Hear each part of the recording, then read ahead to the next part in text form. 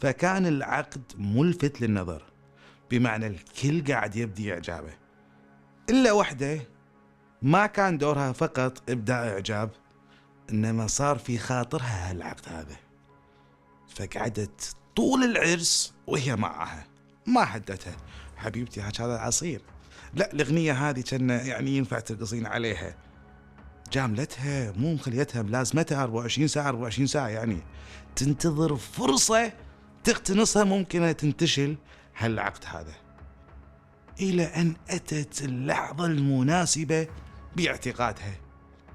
أثناء ما رقصت انت يا هالبنت هذه اللي قلنا وحيدة أبوها طاحت اعثرت، كانت تقوم مباشرة حابة لنجدتها، قومي ما تشوفين الشر عين ما صلت على النبي أثناء الحديث هذا، وتحاول تقوم هالبنت اللي هي من وراء لقطي هالعقد وخشي.